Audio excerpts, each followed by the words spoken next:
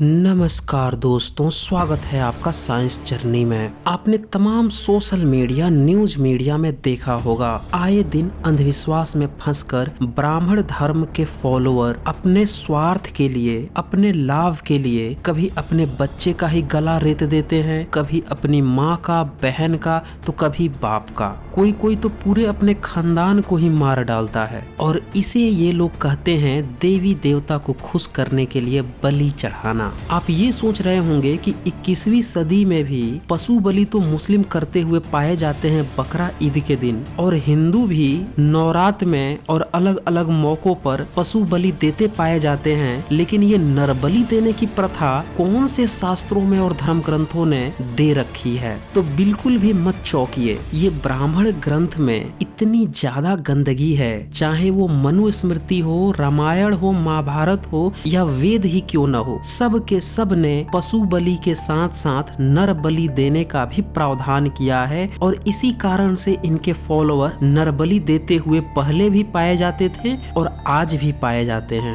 आइए मैं इनकी किताबें ही खोल कर दिखा देता हूँ। सबसे पहले तो आप ये समझिए कि ब्राह्मण ग्रंथों में दो शब्द इस्तेमाल किए गए हैं, नर मेध और पुरुष मेध। इसीलिए इसका मतलब समझना बहुत ही जरूरी है। नर मेध के बारे में निघंटु अध्याय 3 के 17 श्लोक में लिखा है, देवताओं को कोई चीज अर्पित करने की रस्म को वे लोग यज्ञ वह मेध कहा करते थे। जो चीज दी जाती थी वह शब्द पहले जोड़ा जाता था, यानी यज्ञ या मेध में अगर नर या पुरुष की बलि दी जाती थी तो उसे नरमेध या पुरुष मेध कहा जाता था। यानी कि निघंटु के अनुसार पुरुष मेध को ही नरमेध कहा जाता है। एक दूसरी किताब से भी देख लीजिए, इसका नाम है सप्तकल्प द्रुम, जो कि संस्कृत का विश्वकोश है। इसमें लिखा है, नरमेध शब्द मिध धातु से बना है जिसका अर्थ है हिंसा। अतः नरमेध वह यज्ञ विशेष है जिसमें पुरुषों व नरों का वध किया जाता है। यानी सीधी सी बात है कि नरमेध का मतलब है पुरुष की बलि चढ़ाना।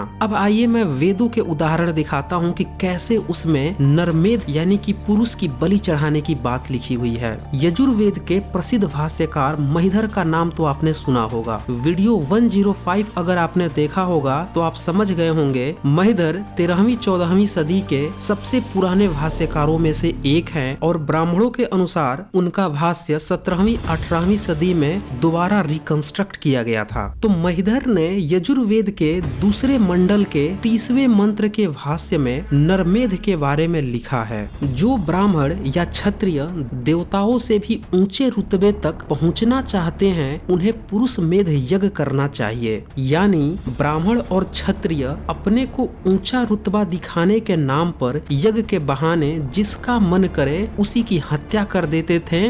अब आप समझ सकते हैं कि वेद किस तरह से ब्राह्मणों क्षत्रियों से धर्म के नाम पर अपने ही प्रजा के लोगों का बलि चढ़वाते आया है। आपने यहूदी बाइबल यानी कि ओल्ड टेस्टामेंट में एक कहानी सुनी होगी, जब अब्राहम अपने बेटे इसहाक की बलि चढ़ाने जाता है, यानी कि वो भी नरमेध करने जाता है, तो यहोवा इसहाक को बचा लेता है। ठीक इसी कहानी की कॉपी ऋग्वेद में भी की गई है। यहाँ पे इसहाक की जगह पे सुनहसेप का नाम आता है और बलि चढ़ाने वाला हरिश्चंद्र है। अब पूरा माजरा समझिए। ऋग्वेद जब आप पढ़ेंगे तो उसमें आप पाएंगे कि नरमेध यज्ञ पुत्र प्राप्ति के लिए कराया जाता था। इसमें एक जगह प्रसंग है कि सुनहसेप नामक एक व्यक्ति को बलि चढ़ाने के लिए यज्ञ मंडप में बांध दिया जाता है। फिर सुनहसेप वरुण की स्तुति करता है तो वरुण देवता उसे बलि चढ़ने से बचा लेता है। यानी ऋग्वेद पुत्र प्राप्ति के लिए नरबलि करवाने की बात करता है। अब आप खुद ही सबूत देख लीजिए, ऋग्वेद के मंडल 1 के 24 सूक्त के 13 मंत्र को देखें। सुनहसेप ने घृत और 3 काठों में आबद्ध होकर अदिति के पुत्र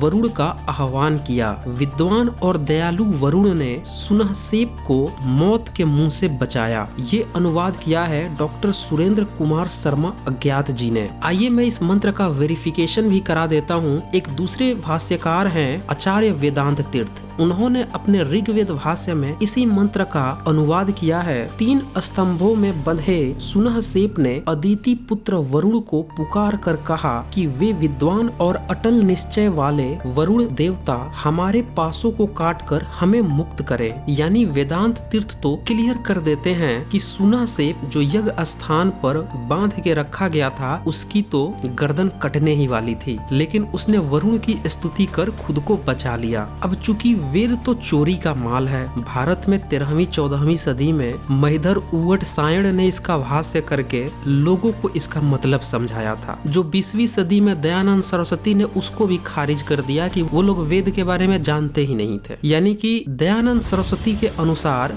वेद तो 1875 से ही जाना गया, वो भी उनके ही भाष्य से। उसके पहले लोग वेद जानते ही नहीं थे। और सही बात तो ये है कि 13वीं-14वीं सदी में जो महिधर उवट सायण बताए जाते हैं उनसे पहले वेद का भाष्य कोई जानता ही नहीं था। तो इसीलिए लोगों में बड़ा कंफ्यूजन है कि ये जो आप बता रहे हो कहीं ये गलत हो गया तो, ये कहीं इसका भाष्य नहीं हुआ तो। इसीलिए जो वेद हैं उनके व्याख्यान भी लिखे गए हैं। अब ये जो प्रसंग आप देख रहे थे ऋग्वेद में, इसकी व्याख्या ऐत्रेय ब्राह्मण में की गई है और ऐत्रेय ब्राह्मण में बाकायदे पूरी कहानी के साथ इस घटना को बताया गया है, जहाँ से आपको वेरीफाई भी हो जाएगा कि हाँ पुरुष वध की ही बात चल रही थी कि नहीं। अब ऐत्रेय ब्राह्मण के सप्तम कंडिका के अध्याय 3 को देखें, उसमें साफ साफ लिखा है राजा हरिश्चंद्र की कोई संतान न थी, अतः उसने वरुण देवता की मनौती की। वरुण देवता ने प्रसन्न होकर कहा तुम्हारे संतान तो होगी लेकिन तुम्हें बलि देनी होगी। फिर हरिश्चंद्र का एक बेटा पैदा होता है जिसका नाम रोहित रखा जाता है। और हरिश्चंद्र का कमाल देखिए कि वह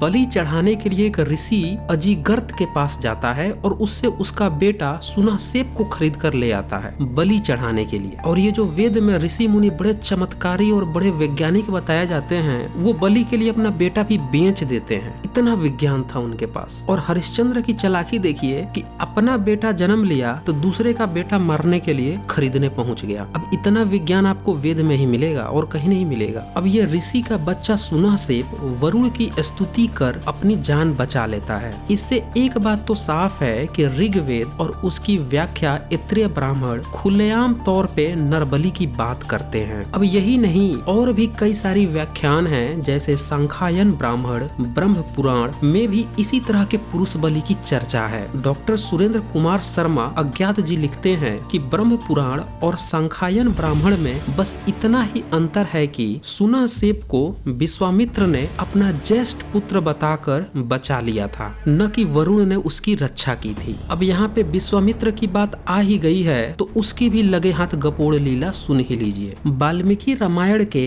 बाल कांड के 59 सर्ग के 12 से 21 श्लोक को आप देखें। इसमें वशिष्ठ के 100 पुत्र हैं और विश्वामित्र नया नया ऋषि बना हुआ था और धार्मिक अनुष्ठान यानी कि यज्ञ करवाना चाह रहा था, इसीलिए सबको बुलावा देता है। तो वहाँ पे जितने भी ब्राह्मण थे उसमें से बहुत सारे आने से इनकार कर देते हैं, क्योंकि जो क्षत्रिय से ऋषि बना था उसको वो लोग ब्राह्मण मानते ही नहीं थे, नीच मानते थे। इसी में वशिष्ठ के जो 100 पुत्र हैं वो भी उसे चंडाल कह के, नीच कह के आने से इनकार कर देते हैं उसके यज्ञ में। तो ये जो विश्वामित्र है इसको क्रोध आ जाता है। अब इस क्रोध में उस यज्ञ में ये वशिष्ठ के 100 पुत्रों की नरवेद कर देता है और नरमेध करने के लिए श्राप का इस्तेमाल करता है, श्राप दे देता है। क्या श्राप देता है वो सुन लीजिए। आज कालपास से बंधकर वे यमलोक में पहुंचा दिए गए। अब ये 700 जन्मों तक मुर्दों की रखवाली करने वाली, निश्चित रूप से कुत्ते का मांस खाने वाली मुष्टिक नामक प्रसिद्ध निर्दय चंडाल जाति में जन्म ग्रहण करे। अब कुत्ते का मांस खाना ब्राह्मणों के लिए कोई नई बात तो थी नहीं। अगर आपने मेरी वीडियो 103, 106 देखा होगा तो उसमें मैंने बकायदे 3 वेद खोल के दिखाए हैं, जिसमें साफ साफ ब्राह्मण कहते हैं कि वे कुत्ते की अतड़ी पका के खाए थे। खैर, इस पूरे प्रसंग का निचोड़ यह था कि ब्राह्मण ग्रंथ हमेशा यह प्रेरणा देता है कि अपने लाभ के लिए दूसरों की बलि चढ़ा दो। भेदभाव, नीचता, छुआछूत इनमें तो कूट कूट के भरा ही है। जैसे वशिष्ठ के पुत्र ब्राह्मण थे तो उनने विश्वामित्र से भेदभाव किया। अब सोचिए ये सतयुग की बात चल रही है। वैसे तो ये काल्पनिक है, लेकिन जो लोग सही मानते हैं उनके लिए बता रहा हूँ। सतयुग में ब्राह्मण ने क्षत्रिय को ऋषि बनने के बाद भी ऋषि नहीं माना, यानी ब्राह्मण नहीं माना। यानी कि देखिए इस समय नहीं, जो काल्पनिक किताबें हैं, कथा कहानियां हैं, उसमें भी ब्राह्मण जन्म से ही बनता था। कोई झूठ मूठ का ढोंग कर ले कि हम बन गए ऋषि, लेकिन उसे बाकी ब्राह्मण मानते नहीं थे कि तुम ब्राह्मण हो। और दूसरा देखिए कि वो उसके यज्ञ में नहीं आए विश्वामित्र के, तो विश्वामित्र ने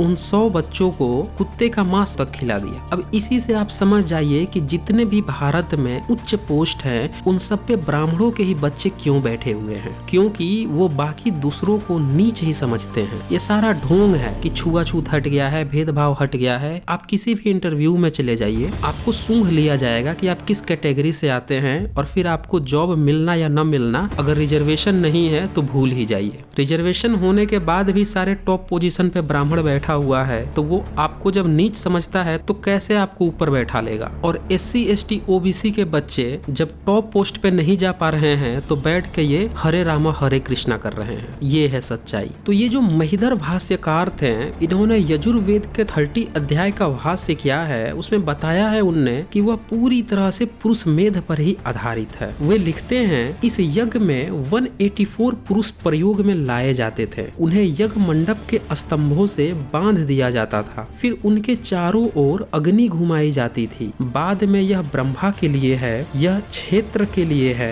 कहकर प्रत्येक को देवों के लिए चढ़ाया जाता था। तत्पश्चात इन्हें स्तंभों से खोल दिया जाता था। आपको एक बात मैं बता दूं, जब भी महिधर के भाष्य की बात हो तो आप हमेशा ही महिधर के भाष्य को ही ओपन कीजिए।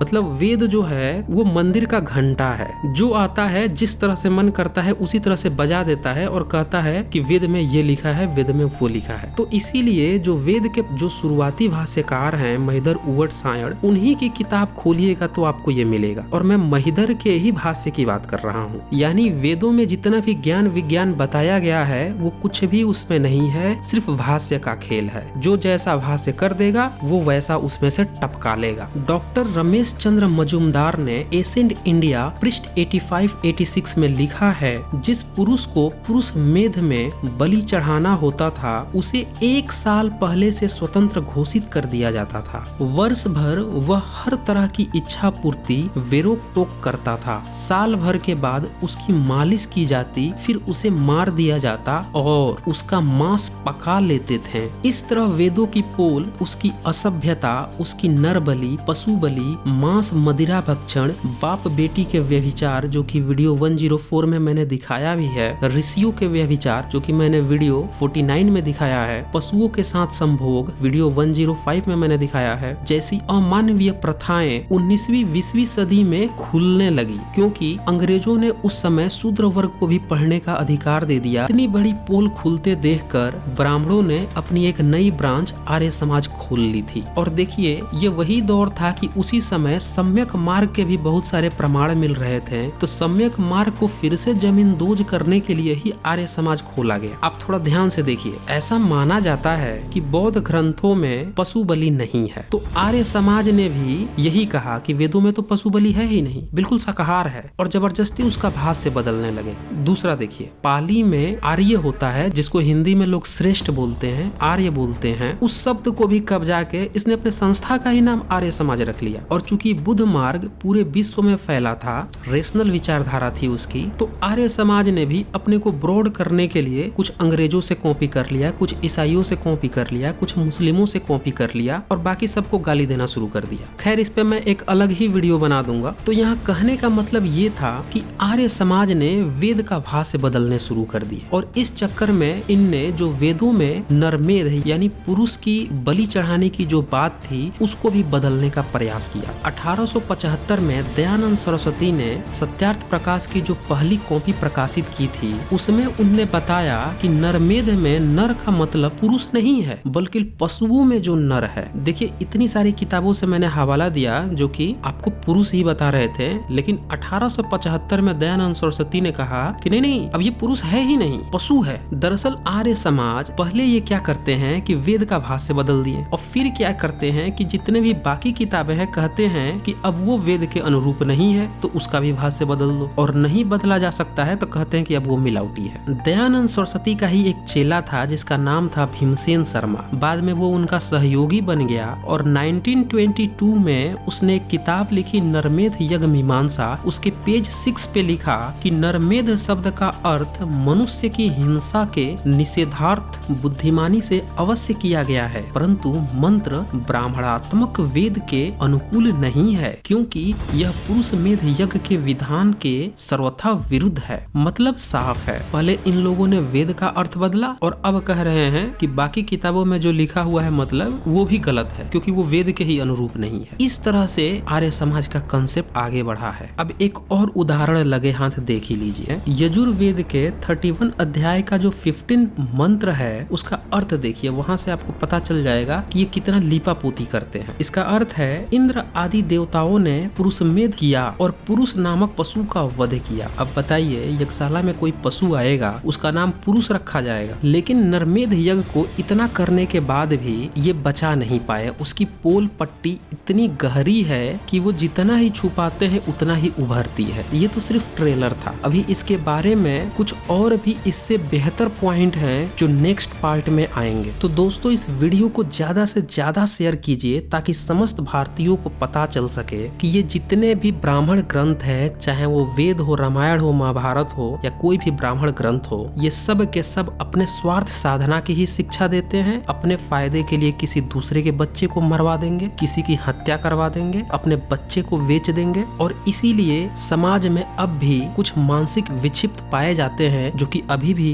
नरमेध यानी कि इंसानों की भी बलि देते हुए पाए जा रहे हैं। इसीलिए जितना जल्दी हो सके वेदों को छोड़िए, सारे धर्म ग्रंथों को छोड़िए और वापस इंसानियत पर लौट आइए, मानवता पर लौट आइए। इसके साथ ही दोस्तों मैं आपसे ये भी कहना चाहूंगा कि साइंस जर्नी अब सोशल मीडिया के अन्य प्लेटफॉर्म जैसे इंस्टाग्राम, फेसबुक के बाद अब ट्विटर पे भी आ गया है। डिस्क्रिप्शंस में लिंक मैंने दे दिया है, उस पर क्लिक करके आप वहां भी हमें फॉलो कीजिए। तो आज बस इतना ही, धन्यवाद।